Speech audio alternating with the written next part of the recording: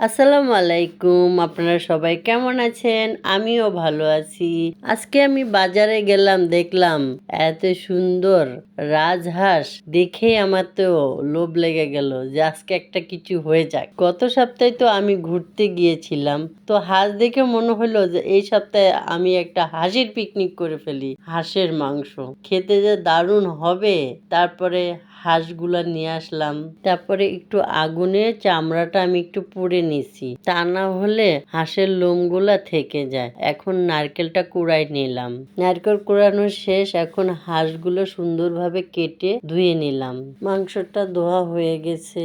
এখন আমি টক দই দিয়ে দিলাম, লবণ দিয়ে দিলাম, তারপরে রসুন বাটা, আদা বাটা দিয়ে দিলাম, একটু হলুদ দিলাম। এটা দিয়ে আমি মাখায় কিছুক্ষণ রেখে দিব। আমি চিন্তা করলাম আজকে হাঁসের মাংসটা মাটির চুলায় রান্না করব, কারণ মাটির চুলায় হাঁসের মাংস রান্না করলে খুবই মজা লাগবে। তারপরে নারকেলটা আমি সুন্দরভাবে ব্লেন্ডার করে নিলাম। অনেক আগে আমি মাটির চুলা গ্রাম থেকে নিয়ে আসছিলাম, কারণ আমরা প্রায় ফ্যামিলি একসাথে হলে আমরা মাটির চুলা রান্না করে মজা করে খাই। মাটির চুলায় তো রান্না করতে খড়ি লাগে, খড়িটাও আমাকে কিনে আনতে হয়েছে, কারণ আমি ঢাকা শহরে খড়ি পাবো কোথায়। কি সুন্দর আগুন জ্বলতেছে। তারপরে আমাদের পিকনিকের মাঝে হঠাৎ করে দেখি আমার চাচাতো ভাই চলে আসছে। ও এসে বলতেছে, কিরে? আমরা বলতেছি আজকে হাঁস দিয়ে পিকনিক করব।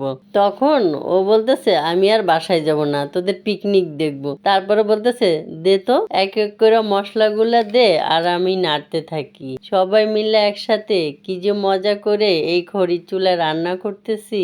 তারপরে এক এক করে মশলাগুলো দিয়ে দিলাম। মশলাগুলো আমি সুন্দরভাবে কষিয়ে নিলাম।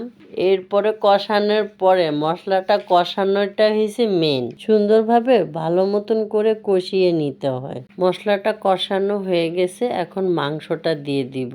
মাংসটা দিয়ে দেওয়া হয়ে গেলে ভালো মতন আবারও কষিয়ে নিব। নারকেলগুলো যে আমি ব্লেন্ডার করে রেখেছিলাম, ওখানে কিছু পানি দিয়ে মিক্স করে ওখান থেকে ওই পানিটা দিয়ে দিব, কারণ নারকেলের পানিটা দিয়ে দিলে সুন্দর হাঁস থেকে হাঁস গন্ধ করে না, কারণ নারকেলের দুধটা দিলে সুন্দর একটা ফ্লেভার আসে।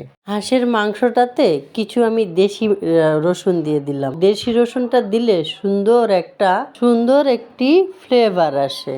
পিকনিক করতে করতে হঠাৎ করে আমাদের সামনে রং চা চলে আসলো। রং চাটা খেয়ে নিলাম। দেখতে দেখতে আমার হাঁসের মাংসটা হয়ে গেল। তারপরে চুলায় আগুনটা দেখে মনে হলো যে কোনো একটা ভর্তা হয়ে যাক। তারপরে বেগুনটা পোড়া দিয়ে দিলাম। বেগুন আগুনে পোড়ায় ভর্তা করলে যা মজা হবে। বেগুনটা পোড়া হয়ে গেল, এখন ভর্তাটা বানিয়ে নিব। কি মজা করে বানাচ্ছে। ভর্তাটাও আমার চাচাতো ভাই বানাই দিচ্ছে আমাকে। কত সুন্দর করে বানাচ্ছে, দেখে তো খুব লোভনীয় লাগতেছে। হাঁসের মাংসের পাশাপাশি কিছু চিটা রুটিও আমি বানিয়েছিলাম। এগুলা নিয়েই আজকে আমাদের পিকনিক।